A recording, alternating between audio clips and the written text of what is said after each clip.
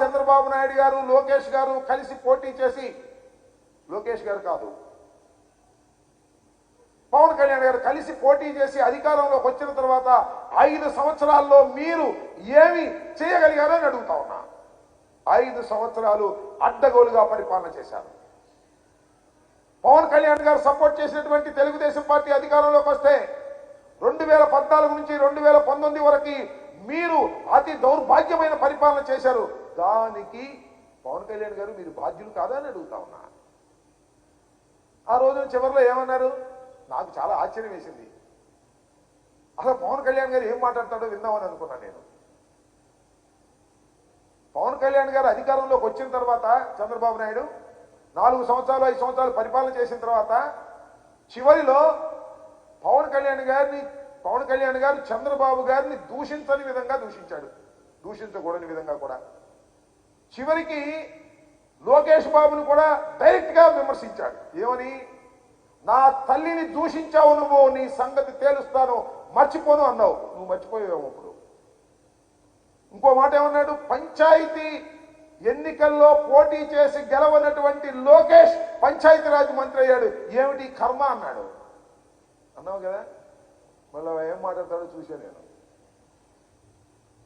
ఆయన చేసింది పాదయాత్ర జగన్మోహన్ రెడ్డి గారి పాదయాత్ర లాంటిది కాదంట, ముద్దులు పెట్టుకునే పాదయాత్ర కాదంట.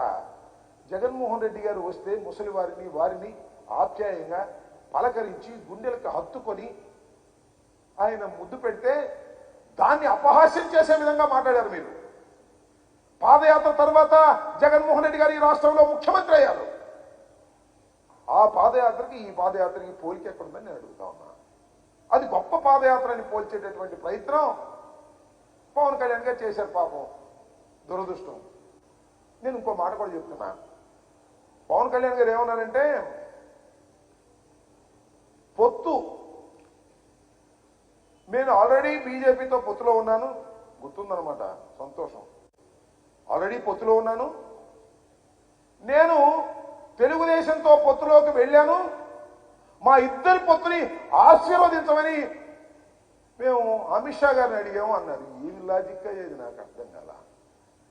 ఏమి అన్యాయమయ్యా నాకు ఇది అర్థం కాల. ఏమి నైతికత అయ్యా పవన్ కళ్యాణ్ గారు నాకు అర్థం కాల. అర్థమైతే మీరైనా చెప్పండి. భారతీయ జనతా పార్టీ పొత్తులో ఉన్నాడు, భారతీయ జనతా పార్టీ పొత్తులో ఉండి తెలంగాణలో పోటీ చేసి తుక్కుతుక్కుగా ఓడిపోయాడు. ఇవాళ ఏమంటాయంటే, నేను తెలుగుదేశంలో పొత్తులో పెట్టుకున్నాను, మీరు ఆశీర్వదించమంటున్నాడు. అంటే అసలు పొత్తులో ఉన్నావా లేదా? నీకు అలవాటలే. రాజకీయంగా ఒకరితో పొత్తులో ఉండి మరొకరితో రహస్యంగా సంసారం చేయడం నీకు రాజకీయంగా కాకపోయినా నీకు నిత్య జీవితంలో నీకు అలవాటే. అదే పద్ధతుల్లో ఇవాళ ఇక్కడ బంధం కొట్టుకోకుండా అక్కడికి వెళ్ళి వాళ్ళతో బంధం పెట్టుకొని ఈ బంధం వారిని ఆశీర్వదించమని అడిగేటటువంటి దిగజారుడు రాజకీయాలు చేస్తున్నటువంటి వ్యక్తి ఇవాళ పవన్ కళ్యాణ్ గారని ఈ సందర్భంగా నేను మనవి చేస్తున్నాను. అంతేకాదు, ఆ పవన్ కళ్యాణ్ గారి పక్కన ఉంటాడు కదా నాదెళ్ల మనోహర్ గారు, ఏమన్నాడు చూసారా? ఎప్పుడైతే చంద్రబాబు నాయుడు గారిని అరెస్ట్ చేశారో లోకేష్ బాబుని నాయకుడిని చేయాలని మేము ప్రయత్నం చేస్తున్నాం అన్నాడు. మీ బతుకు చెడ. మీ పార్టీ పుట్టింది లోకేష్ బాబుని బలోపేతం చేయడానికా అని అడుగుతా ఉన్నా. మీరు బలోపేతం కావడానికా, లేక తెలుగుదేశం పార్టీని బలోపేతం చేయడానికా, లేక లోకేష్ని బలోపేతం చేయడానికా నేను అడుగుతా ఉన్నా.